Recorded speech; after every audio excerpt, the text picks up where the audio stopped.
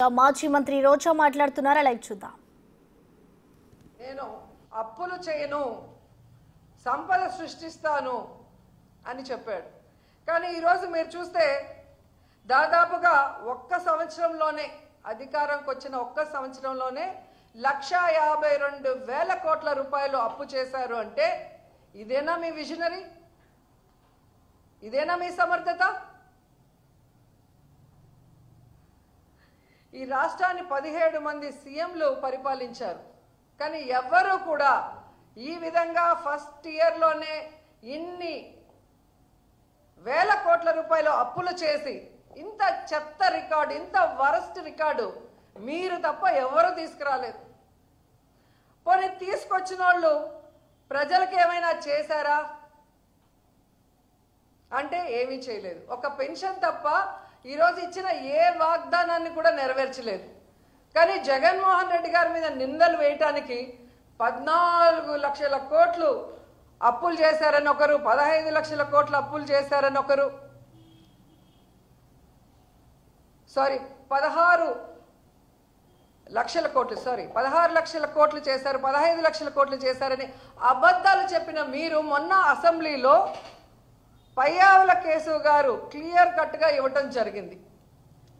5 లక్షల చేంజ్ మాత్రమే మొన్నటి వరకు అప్పులు ఉన్నాయి జగన్మోహన్ రెడ్డి గారు దిగిపోయే నాటికి.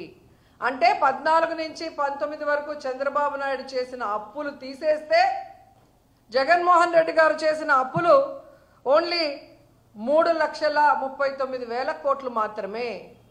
ఈ 3,39,000 కోట్ల రూపాయల్లో దాదాపుగా 2,72,000 కోట్ల రూపాయలు సంక్షేమానికే డీబీటీ, నాన్ డీబీటీ ద్వారా ఇవ్వటం జరిగింది.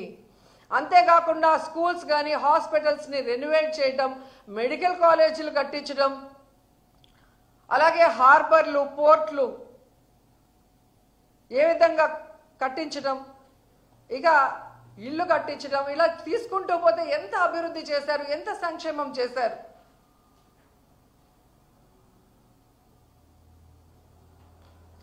ఎంత బాధాకరం అంటే తమకి ఛానళ్ళు, పచ్చ ఛానళ్ళు ఉన్నాయి కదా అని అబద్ధాలని ఏ విధంగా అందంగా నూరి ప్రజల మీద పోశారు. అవి నమ్మిన ప్రజలు ఈరోజు నట్టేట మునిగిపోయి ఏ విధంగా ఏడుస్తున్నారో రాష్ట్రంలో ఎక్కడికి పోయినా స్పష్టంగా కనిపిస్తుంది. ఏ రోజైతే చంద్రబాబు నాయుడు ముఖ్యమంత్రి అయ్యాడో ఆ రోజు నుంచి రాష్ట్ర ప్రజలకి కష్టాలు, కన్నీళ్లు తప్ప మరొకటి లేదు అనేది స్పష్టంగా అర్థమవుతుంది. ఎందుకంటే ముఖ్యంగా రైతులు ఖరీఫ్లో కరువు, ఇప్పుడు రబీలో కరువు. ఈవీఎంలన్నీ మేనేజ్ చేయగలిగిన చంద్రబాబు నాయుడు కరువుని మేనేజ్ చేయలేకపోతున్నాడు. ఆయన ఎప్పుడు వచ్చినా ఏ విధంగా కరువుతో జిల్లాలు రైతులు ఎలా అల్లల్లాడిపోతున్నారో మనం కళ్ళారా చూస్తున్నాం. ఈరోజు రైతులకి రైతు భరోసా లేదు, గిట్టుబాటు ధర లేదు, కరువు వస్తే దానికి కాంపెన్సేషన్ లేదు. ఈ విధంగా రైతుల్ని మోసం చేస్తూ ముందుకు వెళ్తున్నారు. అండ్ సిగ్గు లేకుండా ఎన్నికల ముందు లోకేష్ గారు చేసిన కామెడీ పాదయాత్ర 2 రోజులు చేస్తే 2 రోజులు రెస్ట్. ఆ పాదయాత్రలో పెట్రోల్ బంకుల దగ్గర సెల్ఫీలు తీసుకోవటం, సూపర్ మార్కెట్ల దగ్గర సెల్ఫీలు తీసుకోవటం, సబ్ స్టేషన్ల దగ్గర సెల్ఫీలు తీసుకోవటం, మేము కరెంటు పెంచము, మేము పెట్రోల్ డీజిల్ పెంచము, నిత్యావసర వస్తువుల ధరలు పెంచము అని చెప్పి గొప్పగా చెప్పుకున్నారు. ఈరోజు నేను లోకేష్ని సూటిగా అడుగుతున్నాను, మీరు మళ్ళీ పెట్రోల్ బంకుల దగ్గర కానీ సబ్ స్టేషన్ల దగ్గర కానీ నిత్యావసర వస్తువులు అమ్మే చోటికి వచ్చి సెల్ఫీలు తీసుకొని మేము పెట్రోల్ డీజిల్ ధరలు తగ్గించాము, మేము కరెంటు ఛార్జీలు తగ్గించాము, మేము నిత్యావసర వస్తువుల ధరలు తగ్గించామని చెప్పే దమ్ము, ధైర్యం ఉందా అని అడుగుతున్నా. ఈరోజు పాల నుంచి పవర్ ఛార్జెస్ వరకు అన్నీ పెంచేసి జనాల జీవితాల్ని నాశనం చేస్తున్న మీకు ఖచ్చితంగా తొందరలో జనాలు బుద్ధి చెప్తారని కూడా ఈ సందర్భంగా తెలియజేసుకుంటున్నాను. ఎందుకంటే వీళ్ళు వచ్చిన తర్వాత ఒక పక్క సంక్షేమం లేదు, ఒక పక్క అభివృద్ధి లేదు. అండ్ చాలా ముఖ్యమైనది, మహిళలకి సంక్షేమం లేకపోయినా పర్లేదు కానీ భద్రత లేకుండా పోయింది. వాళ్ళు అసెంబ్లీలో అడిగిన క్వశ్చన్కి ఇచ్చిన ఆన్సర్లోనే మీకు తెలుస్తుంది. జూన్ 24 నుండి జనవరి 25 వరకు 16,809 కేసులు.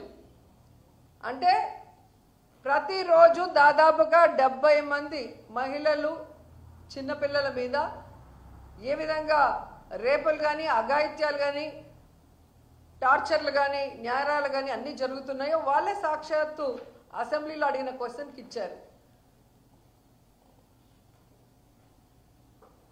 ఈరోజు జగనన్న అధికారంలో ఉన్నప్పుడు మహిళా పక్షపాత ముఖ్యమంత్రిగా మహిళలకు ఎంత అండగా ఉన్నారో మనం కళ్ళారా చూసాం. కానీ ఈరోజు చంద్రబాబు నాయుడు ముఖ్యమంత్రి అయ్యాక మహిళల కక్ష సాధించే విధంగా ఈరోజు కార్యక్రమాలు చేపడుతున్నారు.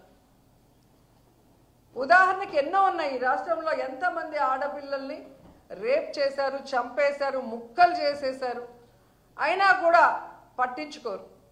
ఎక్కడికి ముఖ్యమంత్రి కానీ, డిప్యూటీ కానీ, హోంమంత్రి కానీ రావటానికి కూడా మనసు సహకరించదు. ఎందుకు ఇవన్నీ జరుగుతున్నాయి అంటే వీళ్ళు విచ్చలవిడిగా ఈరోజు మద్యాన్ని ప్రవహింపజేయటమే. ఎక్కడ చూసినా బెల్ట్ షాపులు, గంజాయి, డ్రగ్స్ ఈ రాష్ట్రంలో ఉన్న యువతని నాశనం చేస్తుంది. ఆ యువత చేతిలో ఈరోజు ఆడపిల్లలు బలి అవుతున్నది నిజం కాదని అడుగుతున్నా.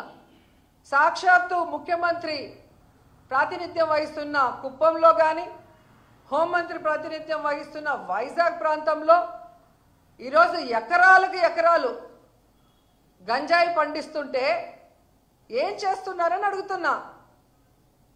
100 రోజుల్లో గంజాయి లేకుండా నిర్మూలిస్తామన్న మీరు ప్రాతినిధ్యం వహిస్తున్న చోట ఇంత గంజాయిని పండిస్తూ ఈ విధంగా బెల్ట్ షాపుల్ని పెట్టించి విచ్చలవిడిగా మందు సరఫరా చేస్తూ కొత్తగా డ్రగ్స్ను కూడా తీసుకొచ్చారు. సాక్షాత్తు ముఖ్యమంత్రి గారు నివాసం ఉంటున్న గుంటూరు ప్రాంతంలోనే ఈరోజు డ్రగ్స్ దొరుకుతున్నాయంటే వీళ్ళు ఏం పరిపాలిస్తున్నారని నేను అడుగుతున్నాను. వీటి వల్లే కదా ఆడవాళ్ళ మీద ఇన్ని అఘాయిత్యాలు జరుగుతున్నాయి. మొన్నటికి మొన్న మనం చూసాం కిమ్స్లో ఫార్మసీ స్టూడెంట్ని ఆ ఏజీఎం దీపక్ అనేవాడు ఎలా బ్లాక్మెయిల్ చేశాడు, ఎలా అమ్మాయిని లోబర్చుకున్నాడు, ఎలా అమ్మాయిని వాడుకున్నాడు. ఈరోజు ఆ అమ్మాయి ఆత్మహత్య చేసుకునేదానికి ఎలా కారణమయ్యాడో కళ్ళారా మనం చూస్తున్నాం. మార్చి 23వ తేదీన జరిగితే సూసైడ్ అటెంప్ట్ 3 రోజుల వరకు ఆ కేసుని ఎలా నీరుగార్చాలన్న ప్రయత్నమే ఈ ప్రభుత్వం చేసింది. ఎందుకంటే హాస్పిటల్ చంద్రబాబు నాయుడు సామాజిక వర్గానికి ఆయనకు కావాల్సిన మనిషిది. ఆ ఏజీఎం దీపక్ తెలుగుదేశం పార్టీ నాయకుడు. సో వాళ్ళని కాపాడటానికి ఆ తల్లిదండ్రులకి కడుపు కోత మిగిల్చే విధంగా ఆ కేసును నీరుగారుస్తూ ఆ అమ్మాయిని అదే హాస్పిటల్లో ట్రీట్మెంట్ చేస్తున్నట్టు నటించడం అనేది దురదృష్టకరం. ఈరోజు స్టూడెంట్స్, మహిళా సంఘాలు, వైఎస్ఆర్సీపీ అందరూ కూడా పోరాటం చేశాక ఏదో తూతూ మంత్రంగా అరెస్ట్ చేశారు. కానీ ఎందుకు ఈ రోజు వరకు ఆ హాస్పిటల్లో ఉన్న సీసీ ఫుటేజ్ని బయటికి ఇవ్వలేదు అని అడుగుతున్నా. పాస్టర్ గారి విషయంలో వాళ్ళ ఇష్టానికి అక్కడ ఒక సీసీ ఫుటేజ్, ఇక్కడ ఒక సీటీ ఫుటేజ్ అని చూపిస్తూ ఎలా కేసులు డైవర్ట్ చేయాలనుకుంటున్నారో మనం కళ్ళారా చూసాం. అలాగే అనేక కేసుల్లో మనం చూసాం.